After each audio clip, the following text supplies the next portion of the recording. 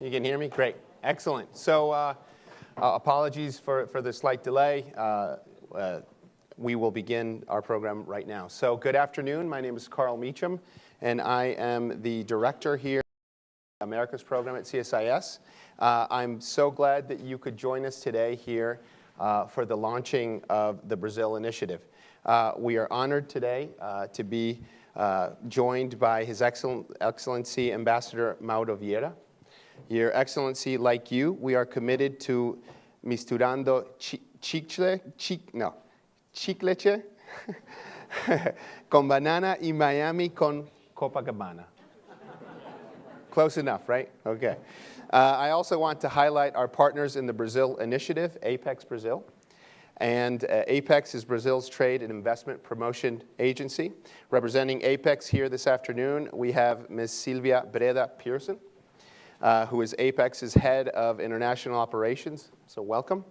For the past decade, Apex has been employing a diverse range of tools to further the competitiveness of Brazilian industries and promote investment.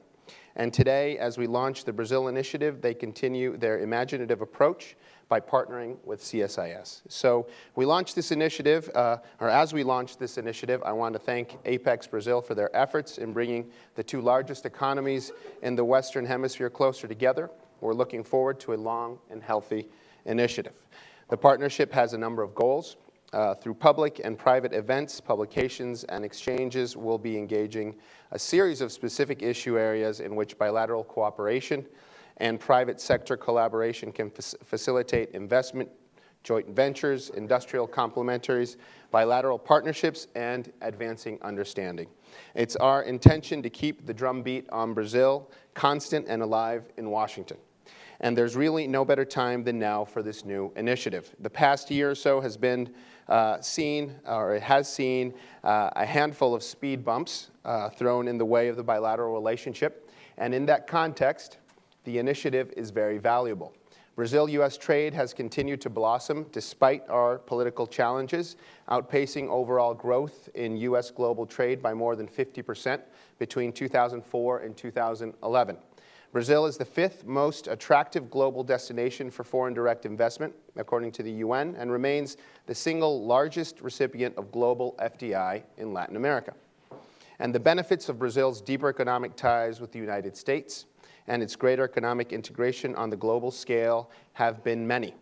Brazil has become increasingly active in its own investment activities abroad, particularly in banking, mining, construction, food, energy, aerospace, and defense. Millions of Brazilians have moved out of poverty and into the middle class, themselves taking on a more active role in the global marketplace. In 2004, Brazilians were spending $1.9 billion in the United States, but by 2011, they were spending $8.5 billion.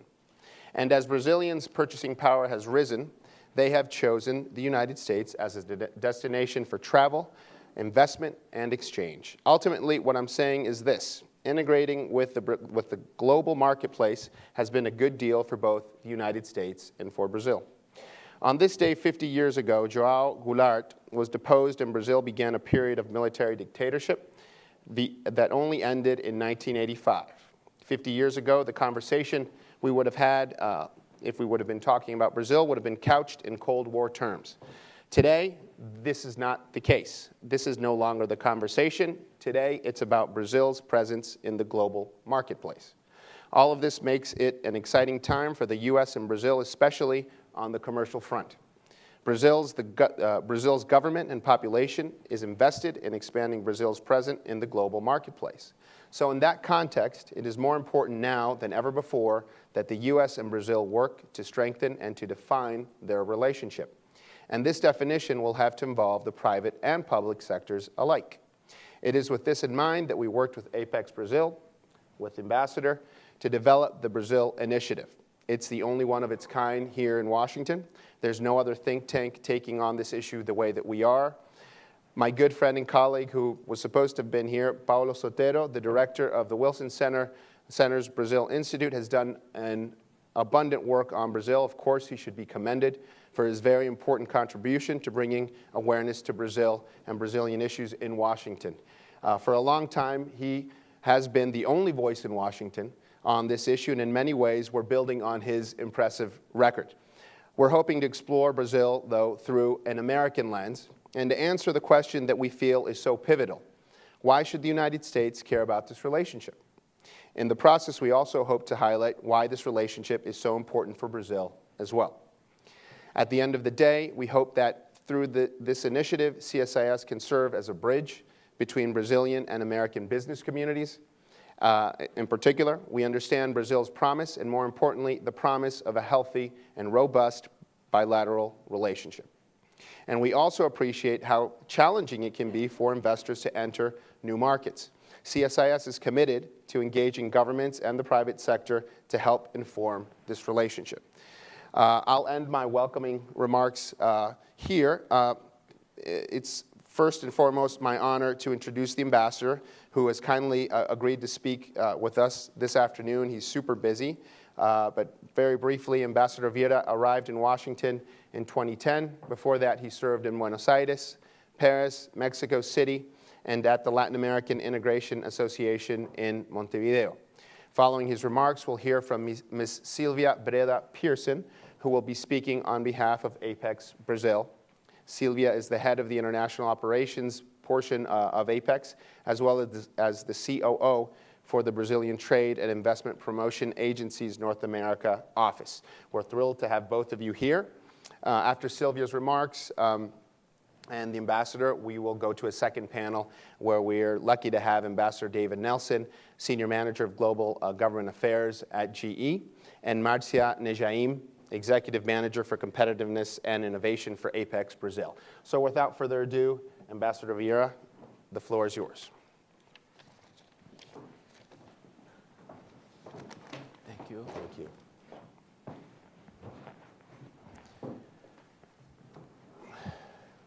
Thank you very much, Carl, for this very nice and flattering introduction. First of all, let me congratulate the Center for Strategic and International Studies, CSIS, and again, the director of the Americas Program, called Meacham, on the launch of this important initiative. I would like to thank Apex and its head of international operations, Silvia Pierson, for your support to the Brazil initiative. I also thank Marcia Nejaim, Apex Executive Manager for Competitiveness and Innovation, and Ambassador Nelson, General Electric Manager for Global Governmental Affairs, for your participation in the panel on innovation that is to follow. The CSIS Brazil initiative was born early last year as part of the embassy's efforts to reach out to the think tank community in Washington. I am glad that these efforts are starting to pay off.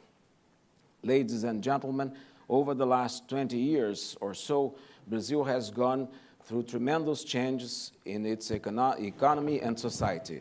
From a condition of chronic vulnerability from the 80s until roughly the mid-90s, Brazil's economy was stabilized to the point that the country became a net international creditor at the IMF. After getting its macroeconomic fundamentals right, Brazil was capable of strengthening its internal market with net wage increases and robust social policies that lifted millions to the middle class and virtually eradicated extreme poverty. Brazil is now the third largest recipient of foreign direct investment in the world after the United States and China, if you consider Hong Kong together with China, according to UNCTAD figures. Brazil has also emerged as an agribusiness powerhouse and a global player in a number of highly sophisticated sectors such as aerospace industry, information and telecommunications and communications technology. This was accomplished through sustained investment in research, development, and innovation. Moreover, the economic and social progress was attained against the backdrop of democracy, whereby civil rights, individual freedoms, and the rule of law are not only respected, but actively promoted. These domestic changes gave new momentum to Brazil's rise on the world stage. In the last couple of decades, the country has asserted itself internationally, and it has done it through the projection of its values and legitimate national interests. At the same time, it has reaffirmed its traditional guiding principles of non-interference, peaceful settlement of disputes, and commitment to multilateralism. Moreover, Brazil has been able to translate its internal achievements into a consistent international strategy aimed at reforming global governance so as to make international institutions more democratic and inclusive. The Brazil of our days, while it continues to tackle old problems and takes up new challenges, is well equipped to keep improving the lives of its citizens and standing for its values and interests on the world stage. Brazil and the United States are the largest economies of the Western Hemisphere. Both countries are vibrant, multi-ethnic democracies, endowed with large territories and sizable populations. Brazil and the United States will certainly continue to work together to strengthen bilateral relations. Innovation, science and technology, education, energy, agriculture, peace and security, climate change, trade, and investments are just a few examples of areas in which we can deepen traditional cooperation and explore new partnership. There are plentiful opportunities in these and other areas. It is up to the governments and the business communities and civil societies to seize them. Ladies and gentlemen, Brazil's growing international projection has drawn the attention to the think tank community in the United States. Many scholars and opinion makers in this country are increasingly aware of the country's potential as a partner of choice for the U.S. in a wide range of areas. This explained the new wave of initiatives in different universities and think tanks focusing on Brazil, its society, economy, and political system. Programs such as the CSIS Brazil initiative will help to foster proactive, in-depth research and debate on Brazil's present-day political system and economic development. It will make available to a larger audience of policymakers and experts in different areas high-quality information and sophisticated analysis. Among those who are not experts and don't know the country very well, there is sometimes a tendency to overlook Brazil's solid economic fundamentals and achievements if the short-term economic situation changes. The Brazil initiative should reach out to such audience as well, not only to the community of experts and who already understand the importance of Brazil-U.S. relations. And referring again to popular music, the famous composer of bossa nova in Brazil, Tom Jobim, is often quoted when we need to stress the complexity of Brazil. As he used to say, Brazil is not for beginners. You cannot grasp the Brazilian character if you don't realize that Brazil is a country of continental size with a huge multi-ethnic population, a country with a diversified economy and a complex industrial base, a Portuguese-speaking country in the midst of Hispanic-speaking neighbors. It is my sincere hope that the Brazil initiative at the CSIS will help disseminating sophisticated analysis on Brazil in Washington and across the United States. It is my expectation that, along with other Brazilian initiatives and programs in different universities and think tanks, the CSIS will contribute to spread far and wide accurate information on Brazil, including its main challenges and its great achievements. Hopefully, the Brazil initiative will not only explain Brazil to beginners, but also contribute to heighten the level of debate among experts.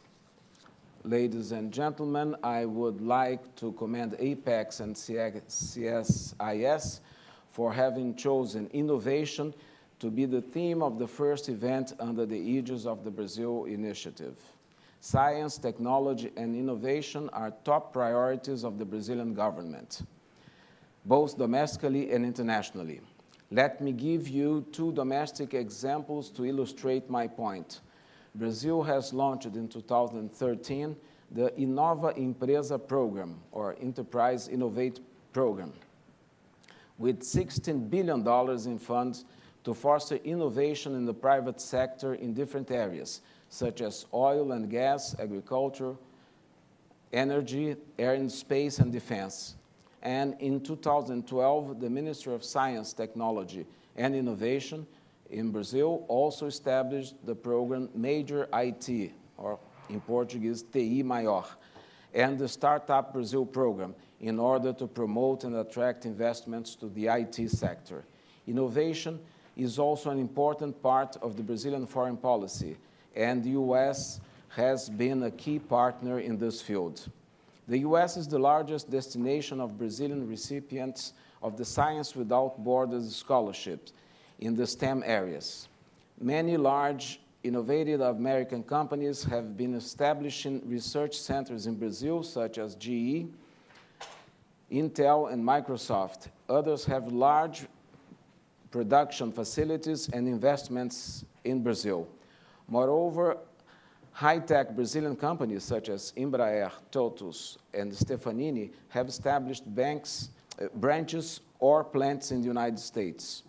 Innovation also pervades multiple areas of cooperation and many different Brazil-U.S. mechanisms, such as the Science and Technology Joint Commission meeting, the Ministry of Industry and Commerce and Department of Commerce Commercial Dialogue, and the ATEC, or Agreement on Trade and Economic Cooperation.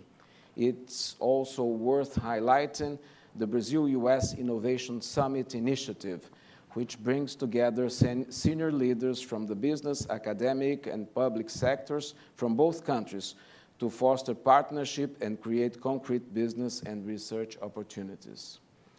This mechanism is co-organized by the Brazilian National Development Bank, BNDES, the Brazilian Agency for Industrial Development, ABDI, the Movement Brazil Competitive, MBC, and on the U.S. side, the Council on Competitiveness. The 3rd edition of the summit, which took place last year in Rio de Janeiro, launched a binational platform to carry out joint projects of research and development. Innovation is the key to ensure competitiveness and participation in the most dynamic global value chains. The 21st century is the century of the information-based economy and society. Innovation has become the engine of development and the requisite of success in the world economy. To live up to our aspirations of promoting a better life for the generations to come, we ought to strengthen the ability to innovate as we invest in our human resources. The panel assembled here today will have the opportunity to explore ways to move forward as Brazil and the United States forge new partnerships for the 21st century. Moving on to my final remarks, I would like to underline the uniqueness of Brazil, which justifies the creation of the Brazil Initiative in this highly prestigious and influential institution. Brazil's trajectory, both domestically and in world affairs, shows that a peaceful and democratic developed country can emerge based largely on soft power, diplomacy, and cooperation. In a world troubled by armed conflicts, sectarian violence, arms proliferation, and economic and social imbalances, Brazil's experience is nothing short of inspiring. I am sure that such inspiration will be a powerful drive force behind the Brazil initiatives here at CSIS. And I thank you very much, and thank you, Carl. Thank you.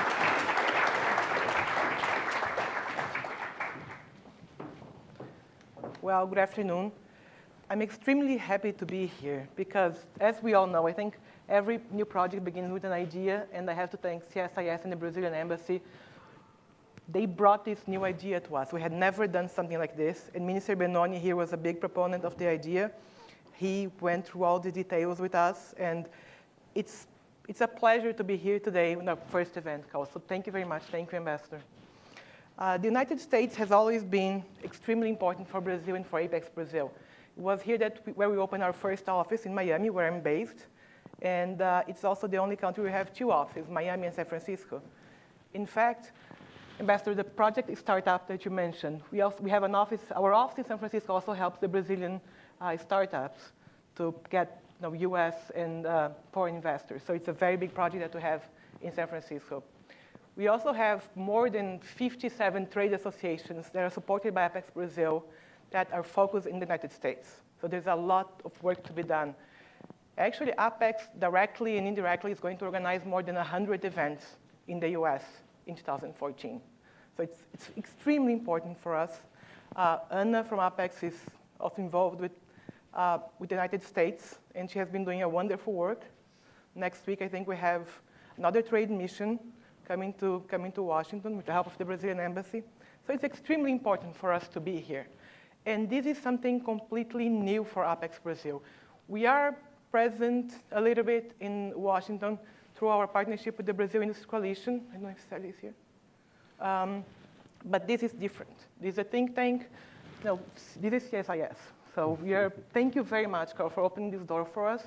We hope to do all our events. I think we have another 8 events this year, other 7 events this year. As a minimum. As a minimum, yeah. Perfect. So, but thank you very much. And I hope you're patient with us. It's the first time that we do something like this. And we're very excited. We know that we have the Brazilian embassy as our partners here. So we are sure it's going to be a great year and a great 2015 too, since our project goes 2 years. Thank you very much for you all to be here. And we have Marcia Nejaim from Apex-Brasil. She's our innovation expert. And I know it's a big responsibility, but she's going to talk about our initiatives and innovation too. Thank you.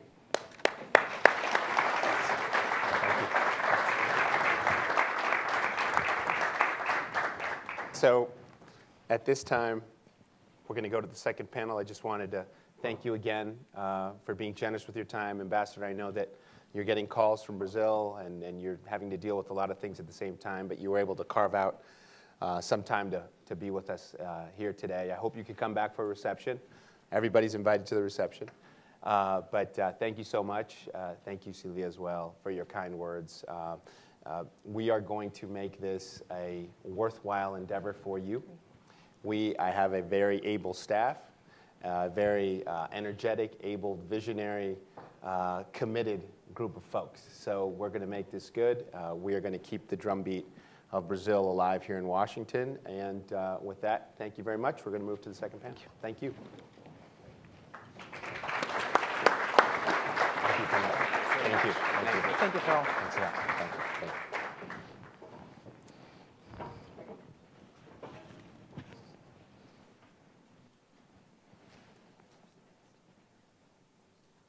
Great. Think you're okay?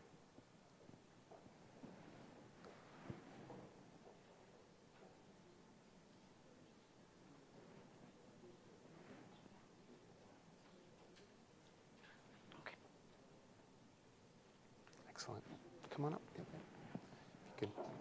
If you'd like to sit in the middle. Yeah. Great. Put this button here. Excellent. Great. Great. And on to the second panel about competitiveness and innovation with 2 very able folks. As I mentioned, from Apex-Brasil, we have Marcia Nejaim, who is the Executive Manager for Competitiveness and Innovation for Apex-Brasil.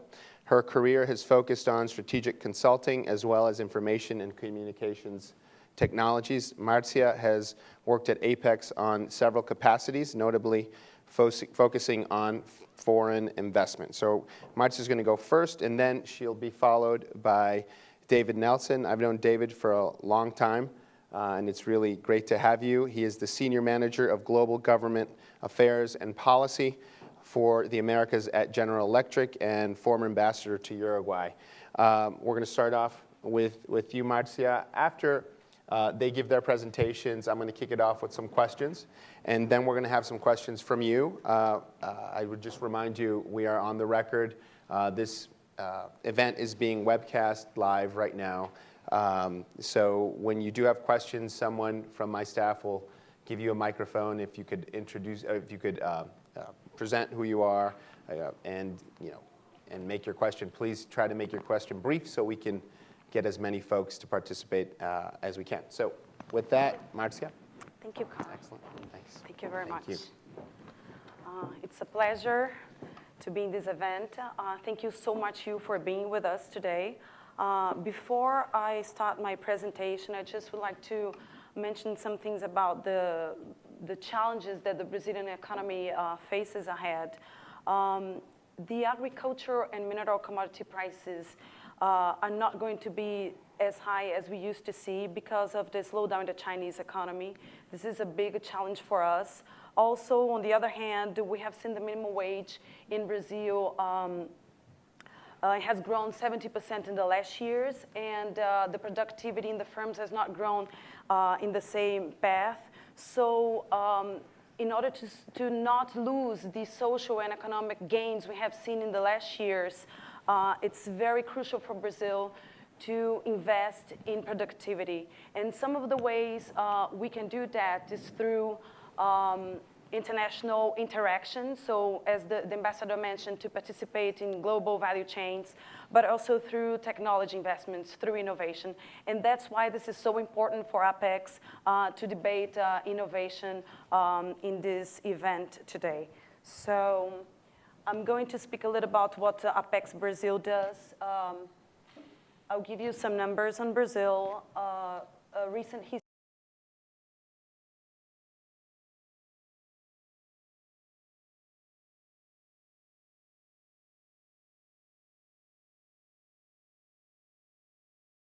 And last but not least, I'll talk about some challenges. Apex-Brasil is the Brazilian Trade Investment Promotion Agency.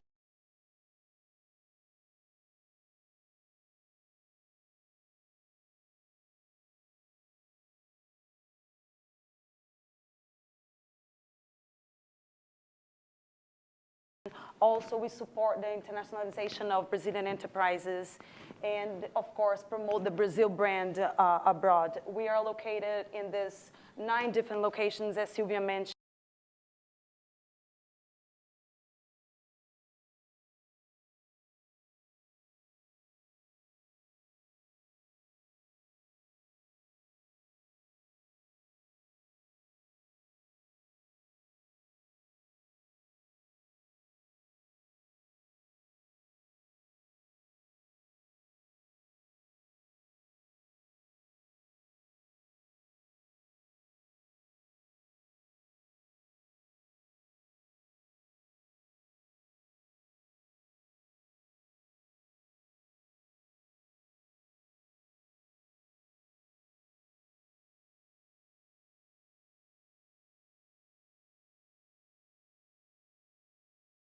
People into the consumption market.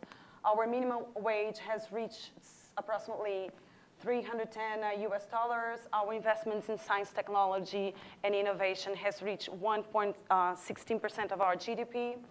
Our international reserves are in a very good shape. They're much higher than our external debts. Our energy matrix is one of the cleanest in the world. And our trade flow has reached $481 billion US. So speaking a little bit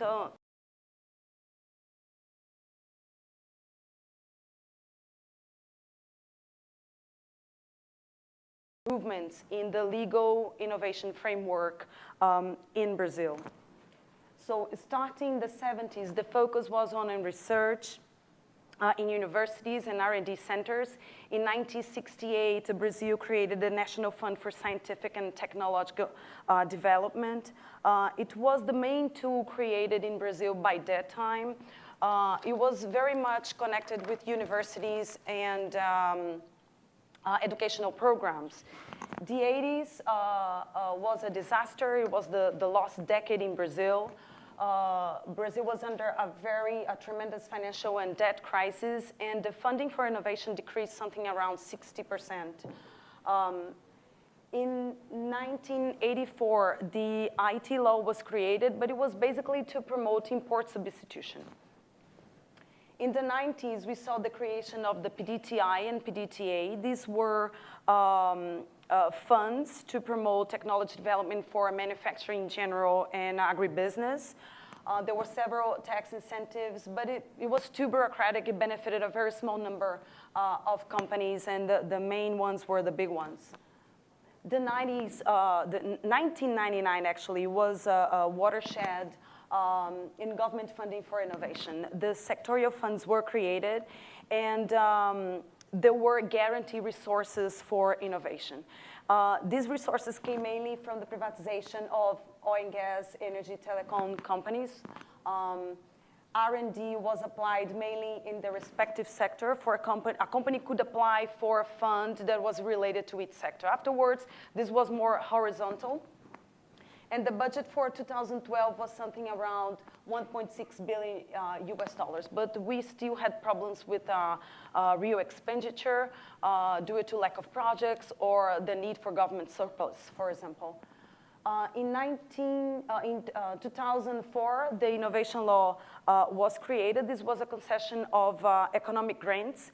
And the main it focused in the main sectors that were established in the industrial policy of 2003 called PITSI.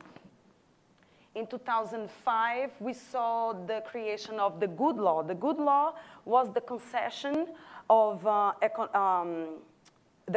economic. The Good Law was actually automatic use of fiscal benefits. I mean, companies could automatically use the fiscal benefits if they wanted to invest in R&D. So this was a tremendous change. In 2012, as the ambassador mentioned, Brazil put all the innovation programs together in an initiative called Inova Empresa. It was something around 15, 16 billion US dollars for basic research, science, technology, and innovation. The priority sectors are agribusiness, energy, oil and gas, health, defense, ICT, and sustainability. So a very brief overview to show you that we have improved the tools, we have improved the sources of funding. So we have in the country innovation, a framework that is not behind of most of the countries around the world.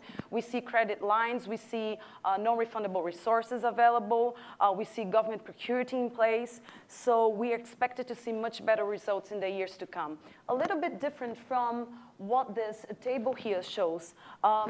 This is investments in R&D as a percentage of the GDP. If you take a look, Brazil invests roughly 1.2% of its GDP in R&D. China is a little bit better than us. Russia is about the same of Brazil. We are much better off than Latin America countries. We are not so bad if you compare Brazil with Spain and Italy. But when you analyze the source of funding, we see that the majority of the funding comes from the government, and it's something that we want to change in Brazil. We want to take the innovation into the companies, R&D into the companies to get better results. Some other indicators here, we see researchers in R&D per millions of inhabitants. China has like twice the number of researchers of Brazil.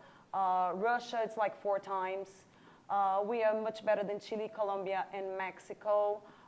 We are better than India and South Africa. But when you analyze patents per researcher, Brazil has the worst number here in this table. And this is basically probably because innovation, R&D and technology development is mainly in universities and R&D centers that are owned by the government. So it's very important to change this environment in the country. We have seen in 2009, Brazil was in charge of 2.7% of the international publications, but only 0.1% of patents worldwide. So this is a big challenge for us.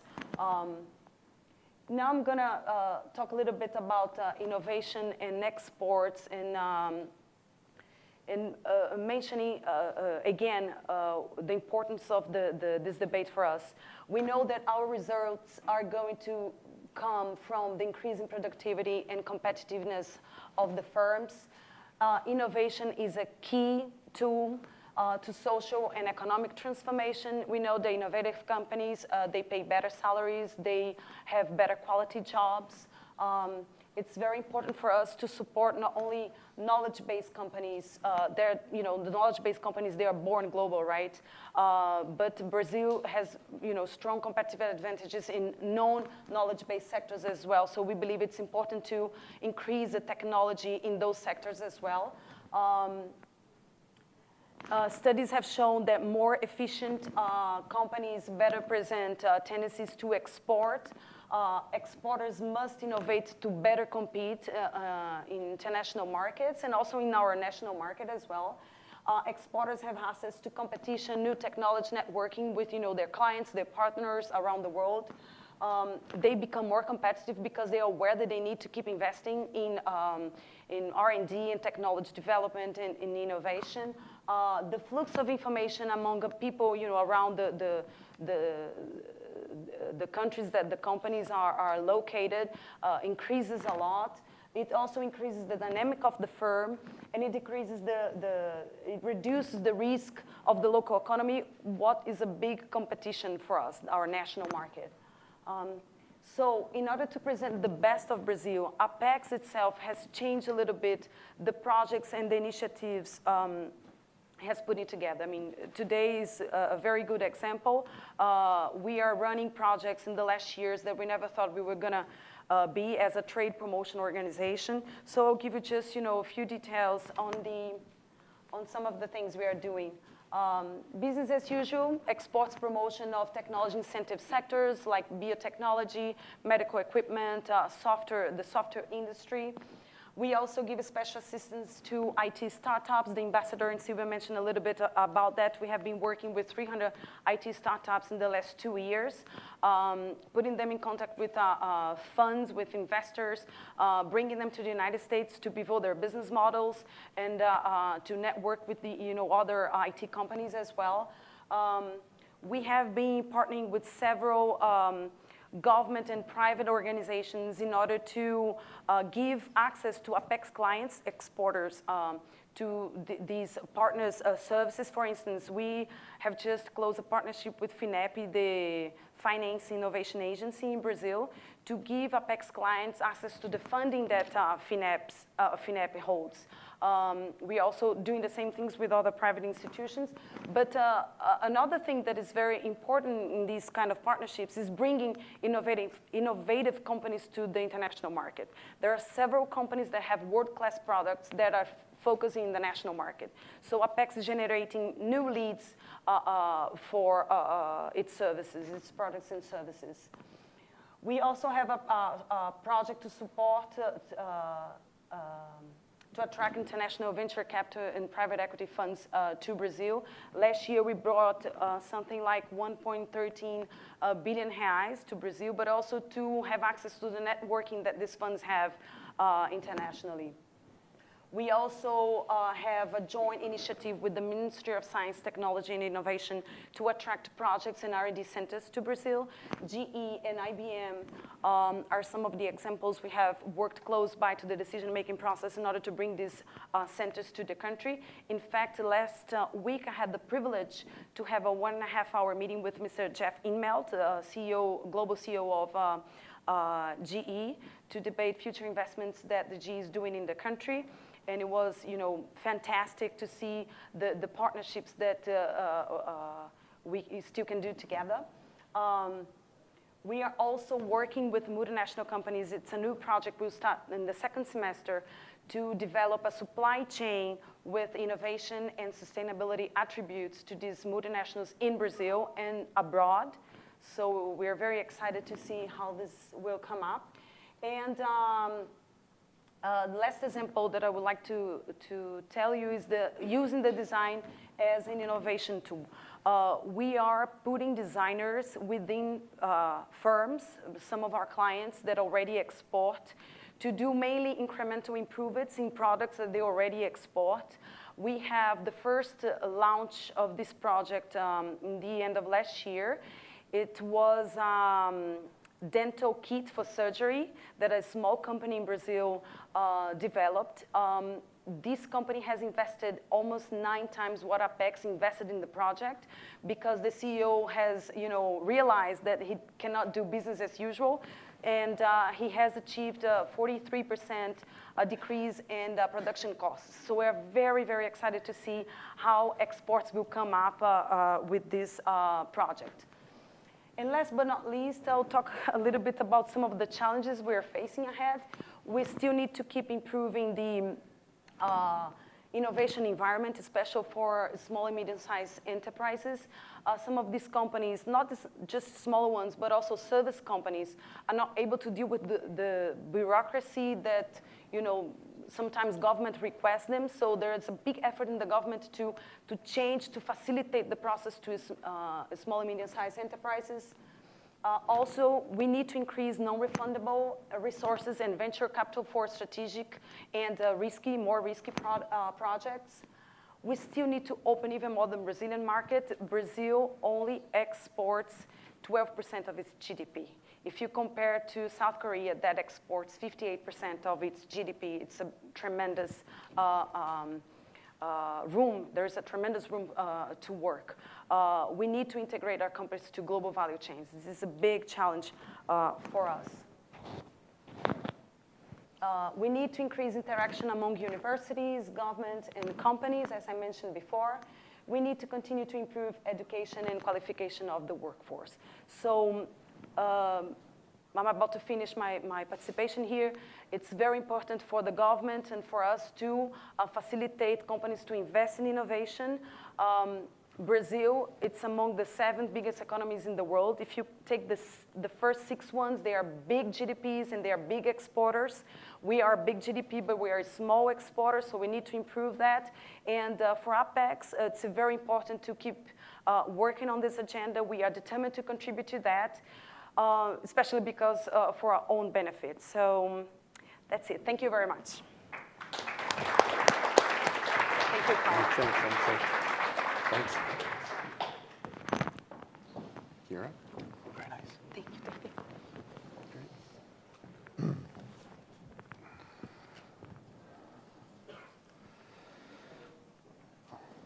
Well, nice job, Marcia. Thank you very much. Carl, thank you very much for inviting me here, and thank you all of you for coming. I think first of all, I'd like to congratulate Carl, both you and Apex for launching this initiative on Brazil. It's needed. It's time. It's the right place, the right time. And Brazil is such a tremendous success story. The political restoration in the last 30 years of democracy which is now a solid, thriving democracy, is huge.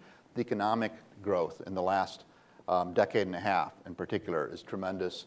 The moving 30 million people out of poverty, the growth of the middle class, and in the last 10 years or so, the growth of Brazilian firms that are world-class and investing in the U.S. and around the world. Leaders in their class in many areas also is a tremendous new development. And I have to tell you, GE is very pleased to be part of the Brazilian economy, part of that movement. And for that reason, we're excited about Brazil, and I'm very pleased to be here and talk about GE and Brazil. There we go. So Thomas Edison was one of the founders, obviously the founder of GE. We actually have 94 years of experience in GE. We've been there since Thomas Edison was running the company. A little bit about GE writ large. We have 8 major P&Ls. All of them are present in Brazil. This has shifted over time, obviously, but these are our principal lines of business now. Jeff Filmelt, who we mentioned, our CEO, likes to talk about the differentiator of GE. We're a infrastructure technology company around the world, but some of the differentiators for GE include a global presence. We're in over 100 countries around the world. We invest heavily in R&D. $6 billion a year now in R&D, mainly through 5 global research centers, and I'll get back to that later. And we also have our learning centers. Crotonville is our center of learning in upstate New York, but also with a global presence, another differentiator, and I'll come back to that as well. In Brazil, these are the operations that we have in Brazil, mostly concentrated in Minas Gerais, Rio, and Sao Paulo, in those 3 states.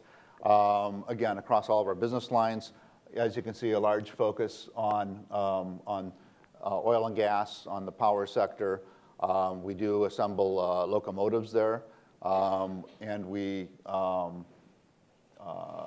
have in Selma, we have an aircraft engine repair facility that we've had for many years, and just last year we've added assembly of aircraft engines. We are close to our customer, and Breda is a major customer and one of these world-beating companies that we're pleased to partner with. We have about $3.5 billion of revenues in Brazil, around 8,000 employees, and we export from Brazil. We do export some locomotives, some oil and gas equipment, and some healthcare equipment. Along with wind, we have a partner in producing the blades in the wind power, and we're very strong in the wind sector in Brazil. And of course, together with Embraer, we export the engines that they put on their aircraft. So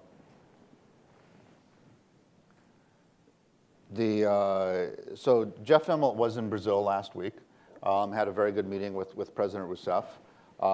Part of the discussion, of course, revolved around the fact that we are in the middle of a 5-year program investing $1.3 billion in Brazil.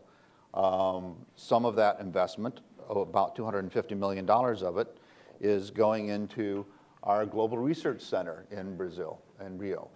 This is our 5th Global Research Center. I mentioned that that's one of our differentiators. It will open in the second half of 2014 in the technology park at Ilha do Fundão in Rio de Janeiro. It's currently operating with about 200 researchers out of the University Innovation Center, but we'll open our own facility, which you can see the picture of what it will look like later this year. It will also include a Crotonville training center branch. We do this global training worldwide, but it's principally to do research. Now, Brazil was chosen from among over the 100 countries where we operate for this 5th research center. Our first one is in Niskayuna, upstate New York. We also have them in Shanghai and Munich and in India. Part of the reason, of course, in addition to Apex being so convincing, we also looked at the attractions of Brazil as a place for several reasons. First of all, the demand side, the growth in infrastructure in Brazil has been strong, and we expect that to continue to be strong, and we are, as I said, an infrastructure technology company, so being close to our market is one of the keys. Secondly, the political and institutional stability, this restoration of democracy over the last 30 years, and the solidity of that, of the institutions is key.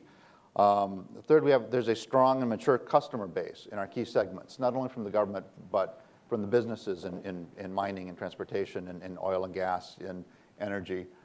We have strong customers. Third, there's a high caliber talent pool from the universities.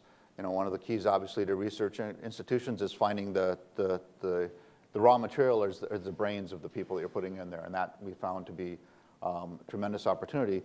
I was talking to Ken Hurd, the manager of that yesterday, actually, about this. He mentioned that so far of the 200 researchers we have, roughly about 15% actually are former Brazilian expatriates who came back to Brazil because of the opportunity to work in research in their home country. So we're pleased to both offer them that opportunity and to have that resource base to draw on as well.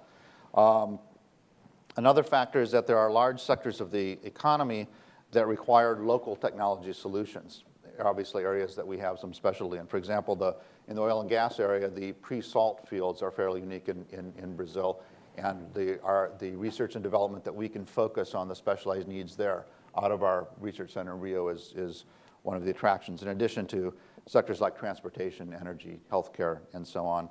And finally, but not least, is the strong government and regulatory support for R&D, which is important to us. The research and development is a partnership And it's a partnership with government, with universities, with customers. We partner with our customers and with other companies in this R&D center in order to provide the best possible service and remain at the cutting edge of technology that's usable. That's, it's research, the emphasis on the development side is we're developing new tools for industry. So as I said, we have this network of 5 global research centers, and one of the aspects of R&D that's important to notice is as we talk about trade, research is a global tool. This is not something that, we have a focus in Brazil, we draw on the Brazilian expertise and the Brazilian location, but the interaction among all 5 of our global research centers is what we bring to this. It's the people in Rio talking to the people in Shanghai and the people in Niskayuna about the latest developments in each of their fields. It's bringing all of that expertise together is how you develop innovation. So there's a need for constant communication. There's a need for knowledge transfer. So we need to be able to move researchers around the world to bring them in from Shanghai to Rio, from Munich to Niskayuna, from India to Rio or wherever else we need them. Temporary movement of people is a key element of capturing these synergies and capturing the knowledge from around the world. And of course, we need to bring in technology, software tools, and some technology that's only available in one place. We bring it to Rio, exercise it, learn it, utilize it. So the sectors that our research center is working on, and we have the names of the leaders of each of those sectors. We have the bioenergy. Obviously, Brazil is a world leader in biofuels. And we are seeking to both benefit from the expertise that's there and to contribute to the advancement in that sector with a focus on that sector. Smart systems, bringing IT together. Both the smart systems and the systems integration really are related to you may have seen our ads on TV here about the industrial internet and bringing, combining big data with big machines and making them all work together. And finally, subsea systems. Again, Brazil is so strong in offshore oil and gas exploration. And in the last 10 years, we've really grown from almost nothing in the oil and gas sector to being one of the world leaders in technology, especially in subsea and artificial lift and some of the other sectors of oil and gas supply industry. When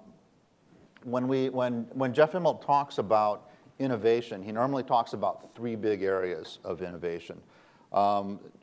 First, he talks about the industrial internet, the linking of iron and the data to enhance the machine performance and realize cost savings for the customer. Everything we do is aimed at saving costs for customers and bringing technologies that make things work better.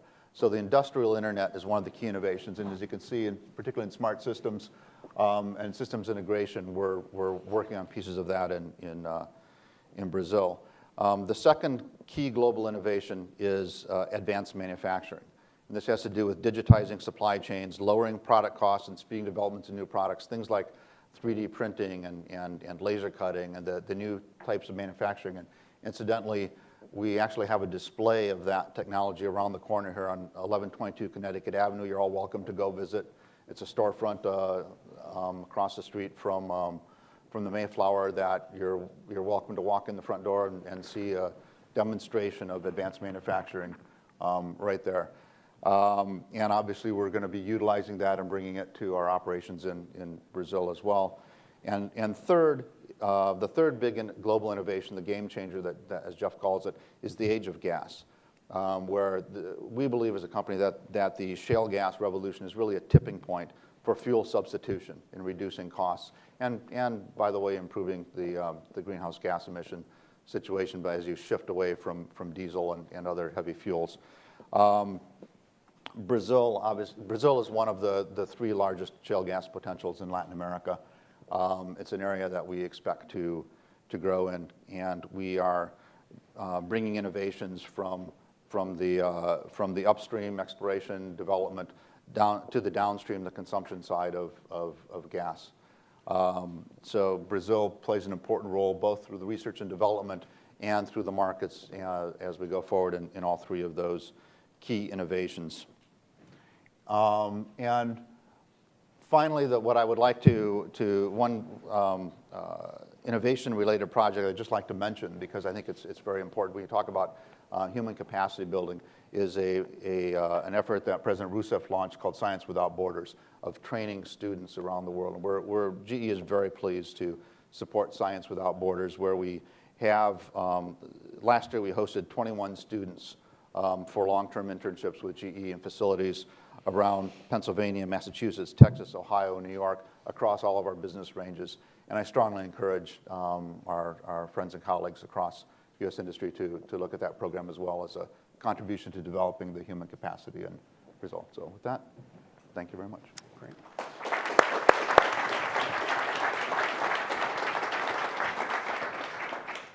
Great. So thank you for your presentations, for giving us your views on these different issues on innovation and competitiveness. I'm going to start out with you a little bit, Marcia. There are a lot of questions that I could ask you. I want to get your sense first from a broad perspective. If someone were to want to do investment in Brazil and innovation, how would your office work with them? Would they go to your office? Would you be able to direct people on how to make investment? How does it work? We have a group of 20 people in Apex, located in Brazil, that can assist the investors throughout the country.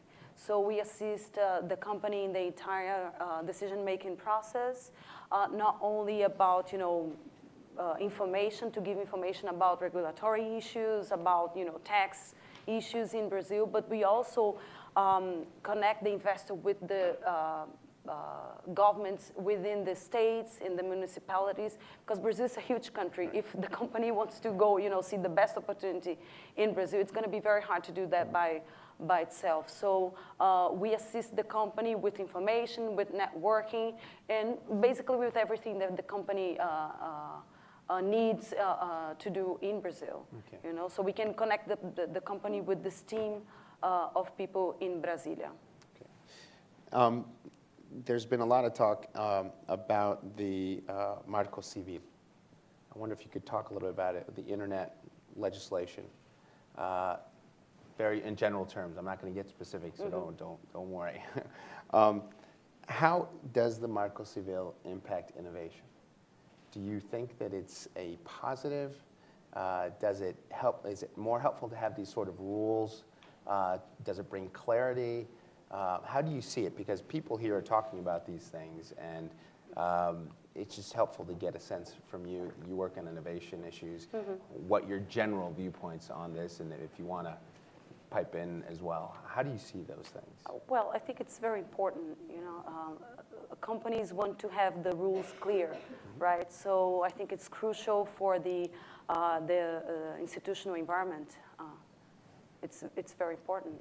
I mean, there's a lot to be done yet, right, but we have moving ahead in this agenda. Okay. So it would be great to see your views as well. Is there anything that you want to add to that? Or? Well, it's the rules of the game as you move to a global.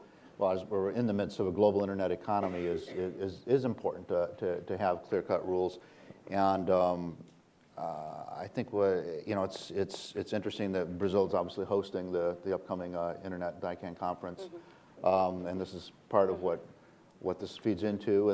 There's some very important debates to be had, and Brazil's an important contributor to those debates. I think it is.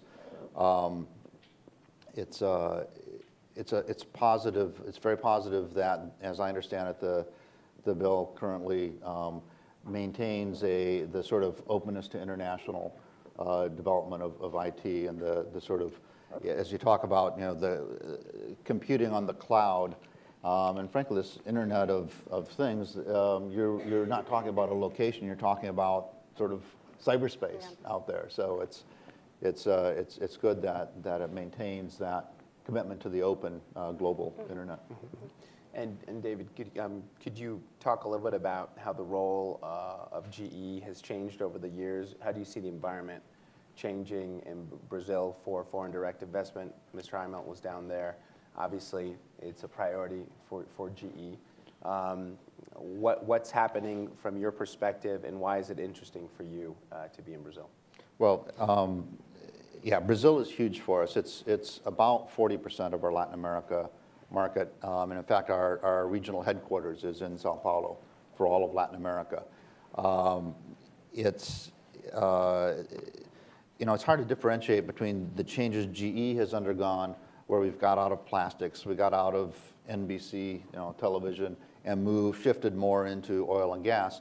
The areas that we have shifted more into, I think, play to Brazil's strength and make it all, like the oil and gas, Brazil, just in the last, 10, 15 years, when Brazil has just boomed as a global oil and gas supplier, and we've grown with that, particularly in the subsea and the offshore areas. So I think that we're closely integrated that and the mining sector that we're involved in, transportation, moving all of the commodity boom. You mentioned prices are stabilizing, but still the commodity boom is there, and Brazil is one of the major producers, iron ore, soybeans, et cetera. These take, you need rail to transport that to ports, and we're happy to supply the locomotives that help with that. And then you look at the emergence of Embraer, for example, as a global supplier of aircraft, and we're extremely pleased to be suppliers of engines for Embraer. I'm just going to open it up for some questions from the audience. There's a question in the back. If we could just, Carlos, we could just in the back, the gentleman, I think with the gray sweater back there. You could just stand up and. Thank you. You could stand up, sir. Oh, I'm reading with the laptop. That's okay. My name is Joan Faus. I'm a reporter of El País, a newspaper from Spain and with an edition in Brazil. I would like to ask the representative of Apex. You were saying that Brazil should increase its exports. I would like to know if you could tell us more or less what percentage in the short term you think they should increase, and also to the U.S., if you think there are certain sectors that should lead this rise of the exports. And I would like to ask both of the speakers how much do they think the deterioration of the relationship between Brazil and the U.S. for the NSA scandal has affected the economic relationship between the two countries, and especially the intention of increasing the trade in both directions. Thank you. Well, regarding the goals to increase exports, it's difficult to say exact amount. I mean, of course, with the international crisis staying, behind us, we are very excited to see that the numbers are going to be much better in the years to come. But I would not give you an exact percentage for that. We have a market intelligence department there that is, currently doing all the econometrics and all the calculations for that. But I wouldn't say an official number now. Okay. And the second question? The second question, if you want, I'll help you with that if you want. Okay. Thank you. Regarding your question on how the relationship sees itself, or where the relationship is between the U.S. and Brazil. How does it affect? I would say on trade, an example in commerce, you're seeing, but you're seeing Apex and you're seeing the Brazilian government interested in developing closer links with the United States commercially. I think that there are obviously challenges that we have with different countries. Brazil is a country that we have a lot of things in common with, and there are some issues that we have differences in. But we, from my conversations with folks in the State Department and at the White House, that there's an obvious interest in us overcoming some of the challenges that we have, because there are more things that are beneficial to us having the relationship than remaining sort of stuck in some of the differences that we have. I think the commercial area is probably the smartest place and the most likely place where we're going to be able to continue our relationship. And I think that if you're a student of history and foreign policy and politics, you note that relationships actually become closer the more you have business with other countries. So I think that it's a positive to maintain these relationships. I have not seen a dip in investment or interest, either from the Brazilians or from the Americans. I think that it's, again, sometimes the political differences are very distant or different from the relationship that people have in the private sector, and the relationship that we have with Apex and and the relationship that GE has in Brazil. You guys aren't going anywhere. Is continuing strong, and I think it serves as a good channel to maintain these ties. This initiative is another example of that. Hopefully, these relationships and the differences that we have will be overcome. But I think that there's a willingness on both sides to do that. And the commercial side is an example of that as well. Yeah, we haven't. I mean, I could not point to a commercial problem resulting from that. In fact, Jeff Immelt, as we mentioned, met with President Rousseff last week, had an excellent meeting, a discussion about the trade and investment plans of our company. I don't think that the political relationship, to my knowledge, didn't even come up in that conversation. I think it's a focus on doing business, which is what we do. So I think that's marching forward very strongly. And during the meeting with Jeff Immelt, I was, thanking him for, everything that GE has been doing in Brazil for almost, 100 years of business in the country. And he was, oh, no, we are very excited for what we have been doing the last few years and for everything that we're still going to do in this country. So I think there are lots of business opportunities that cannot be taken for granted, right? There's a question here in the front. Rodrigo with the red tie. Yeah, Sidney Carrodo from Columbia University.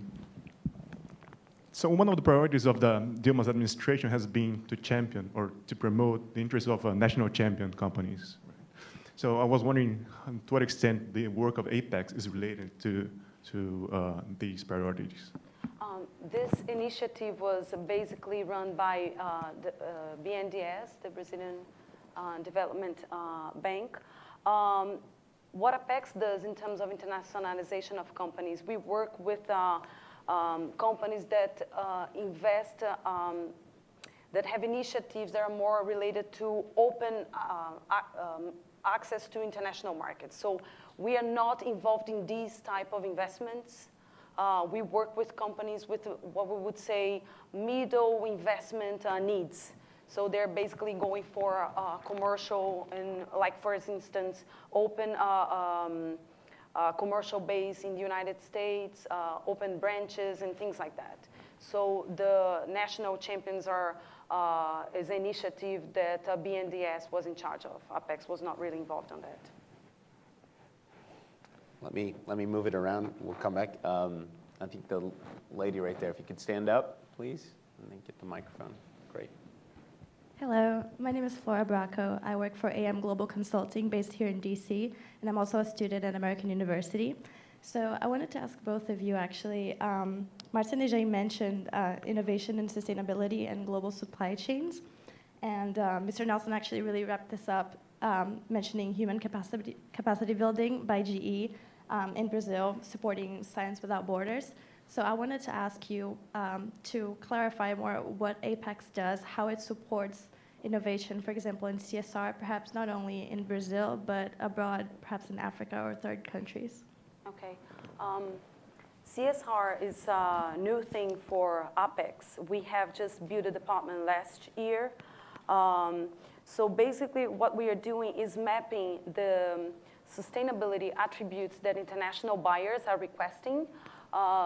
Maybe because, it's a local legislation or private code initiative. So we are mapping the international demands and also mapping what Brazilian companies are doing. So it's important for us to understand this environment and help the Brazilian companies to match the international requirements. The project I mentioned is a new project. We have built a partnership with a sustainability think tank from Fundação Getúlio Vargas, which is a university in Brazil. And they have built projects in global supply chains for quite some time. And what we're adding into this initiative is the international part of it, because they have built this project for the national market. So what we are bringing to the table is the international part of it, mapping what is happening around the world and trying to make the companies more competitive doing sustainability or CSR strategies.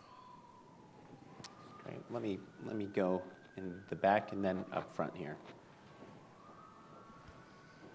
Hello, my name is Stephen Hudson, and I'm here representing the U.S. Travel Organization. Recently, Chile just joined the United States Visa Waiver Program at the end of March, and that means that now Chilean citizens can travel to the United States for up to 90 days on business or leisure purposes without a visa from the United States government. That means that Chile is currently the only country that is part of the U.S. Visa Waiver Program. And so I think since we're talking about things such as innovation, having a strong global presence and that sort of thing, it's obviously desirable for Brazil to have its citizens to be able to easily go to and from the United States. So my question is it a possibility or agenda that the Brazilian government will be trying to press joining the visa waiver program to the United States within the next couple of years? And secondly, how do the United States government and the United States private industry need to aid the government of Brazil in accomplishing this? Thank you. I don't know. This is something that I would not rather speak about. No, but there's a question there, I think, that's related, which is, some countries like the Chileans and I think the Mexicans have programs like Startup Chile, Startup Mexico, which provide seed money for sometimes foreigners, sometimes Brazilians that want to start up innovation companies, small companies, startups, right? Do you do something like that? Do you get involved in something like that with the Apex? Is Apex? No. Okay. Do you have any point, Silvia? Do you know anything? Is there a microphone there? Yeah. Great. As far as I know, No, we haven't. Apex does not do it. We help the companies once they are ready to come to the United States, for example. We help them through our office in San Francisco and a relationship with the startup project in Brazil. So then we help them, not investing money, not providing seed money, but with networking and pitch training and all of that. Okay. But I could jump in on the immigration issue actually for GE as a global company.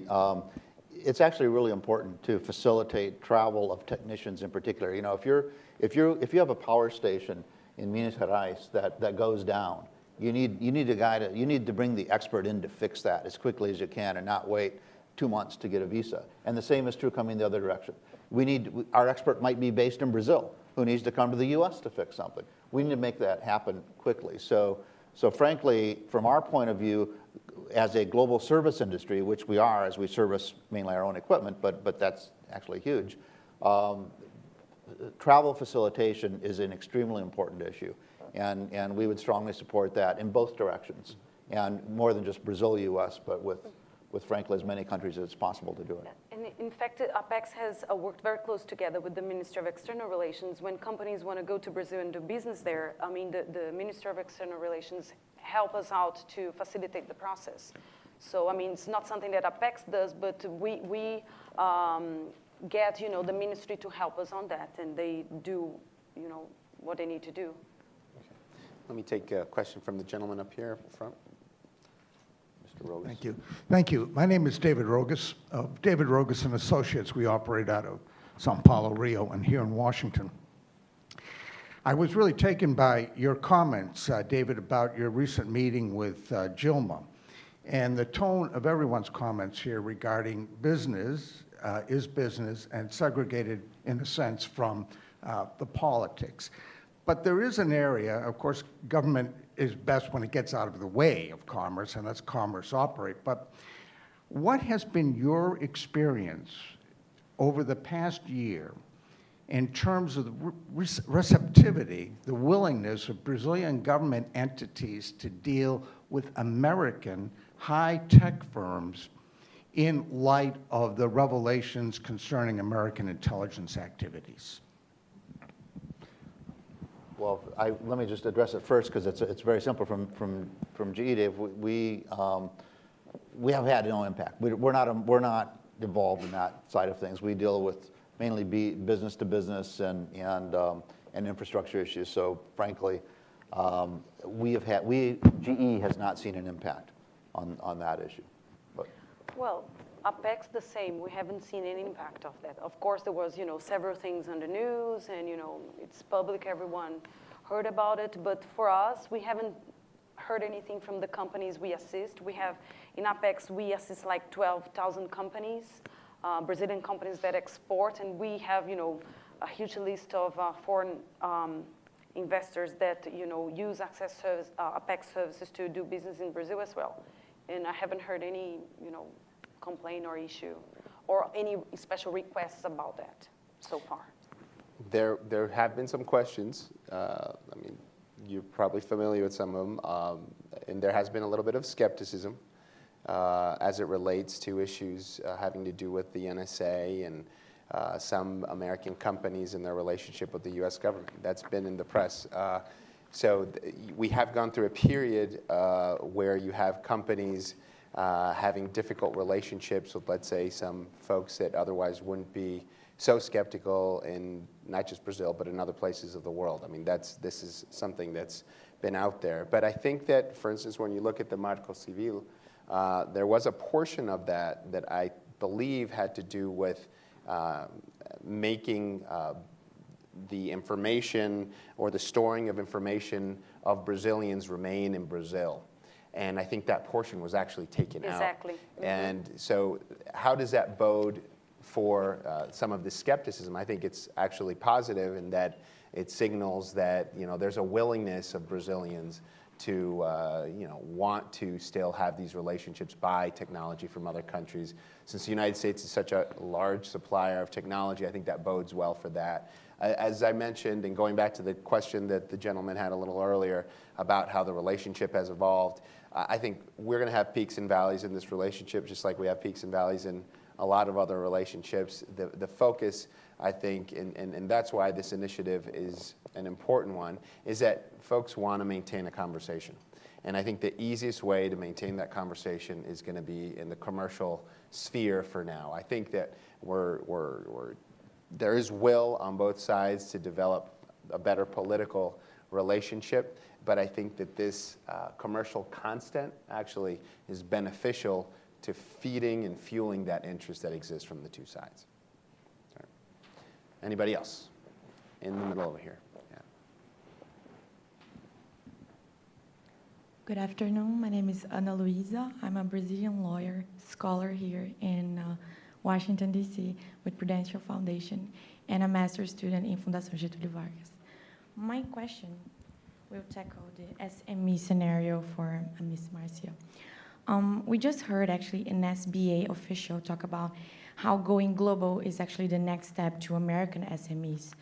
And I was wondering if you have statistics on how many of Brazilian exporters are actually small and business enterprises, and if Apex considers or actually has partnerships with skill capacity building organizations such as Vital Voices, where I work, to try to address this issue, because as we see in many developed economies, SMEs are the backbones and they employ a large amount of the labor force. So how is that challenge being addressed by Apex together with the Brazilian government? Thank you so much.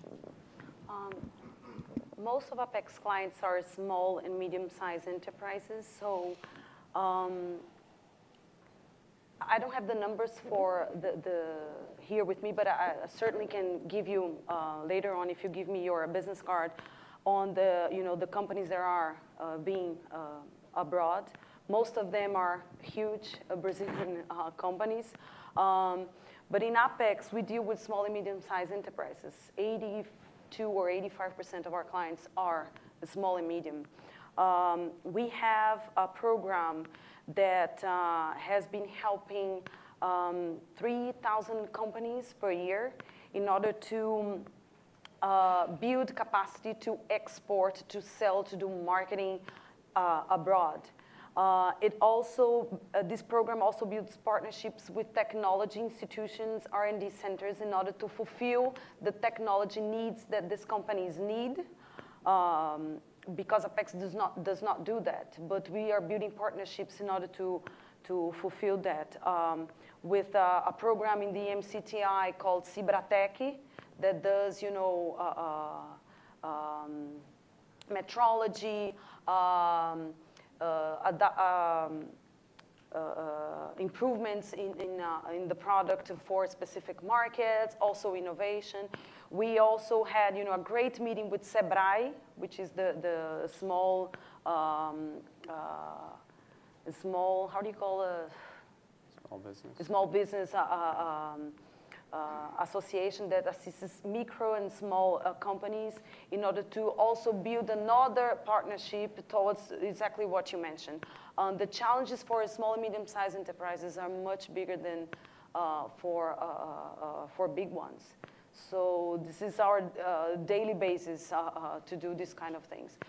In this program, this capacity building program, we have consultants, something like 250 consultants working within this 3,000 companies throughout the country.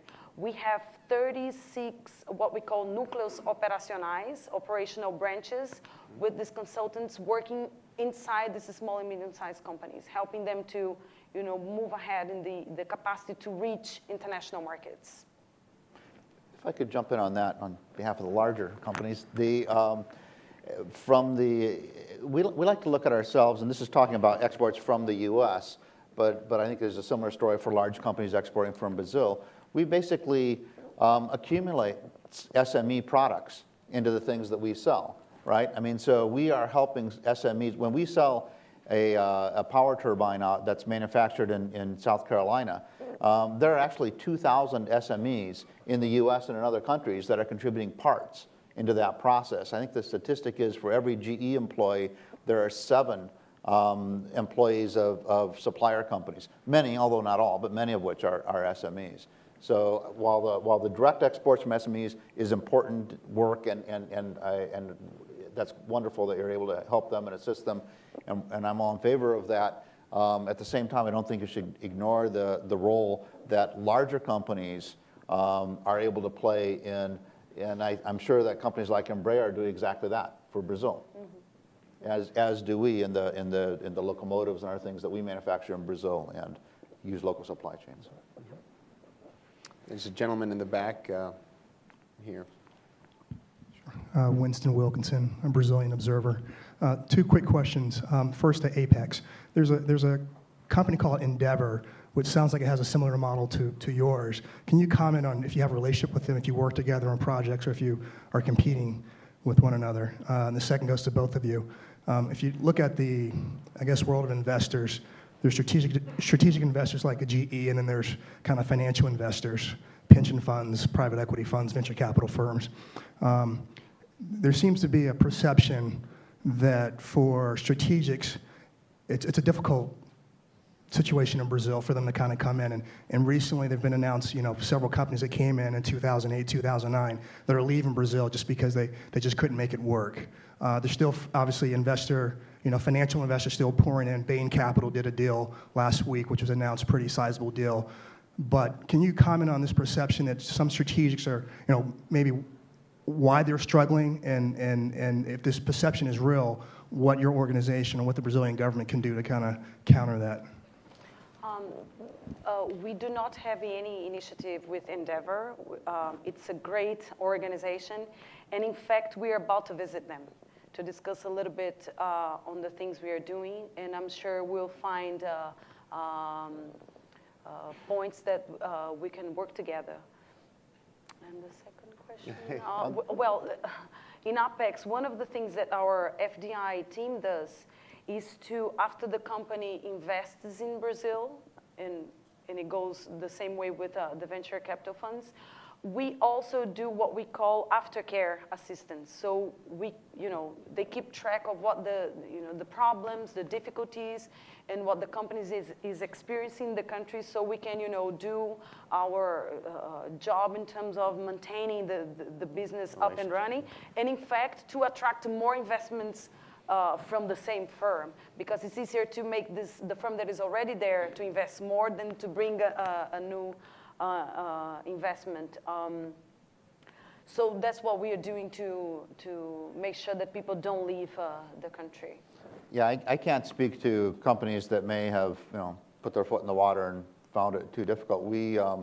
GE, as I mentioned, is in the middle of a 5-year, $1.3 billion investment program in Brazil. We're continuing to invest, and we expect to invest more after that. We see it as a growth market. We think that it's growing in the sectors that are in our lane, oil and gas, infrastructure, the kind of things that we can support, and we expect to invest even more going forward. Great. I'll take one more question. Let me get the gentleman back there with the glasses on. Hey, my name is Leonardo, and I'm a fellow at the Prudential Foundation. I'd like to ask Marcia about the VC&P strategies for startups, because I'm from Rio, and if you look at Rio, the entrepreneurship scene is growing a lot in the past years, and there are some accelerators and incubators that have been created in partnership with American investors like 21-202. And that said, I'd like to ask you about some strategies Apex utilizes to attract VC and PE funds and to foster this scene. Okay. In the startups project I mentioned, we have been working with accelerators as well, not only in Brazil, but from abroad. In the VC and private equity project I mentioned, we have been working with ABVCAP, which is the National Association for Venture Capital and Private Equity. So it's an association that talks with all the venture capital and private equity firms in Brazil. We are about to start an initiative with the FINEP, with the Finance Innovation Agency, to bring biotechnology funds from the United States to the biotech to talk with the biotech firms in Brazil. FINEP is financing many biotech firms in the country. I mean, even in the pro-operation phase of the business. So in the VC and private equity, we are focusing on 4 main sectors: oil and gas, renewable energies, ICT, and biotech. Oil and gas, biotech already mentioned. So these are the 4 main sectors we are focusing on our initiatives. Great. And with that, I want to thank all of you for coming. Nelson, Marcia, Silvia, Ambassador Vieira. This has been a wonderful inaugural event. In particular, I want to thank one person here that was there at the inception, that was there at the beginning, and because of him, we were able to really get this initiative started. It's Benoni Belli, who's up front, who's been a wonderful person, wonderful partner to work with at the Brazilian Embassy. So thank you, Benoni.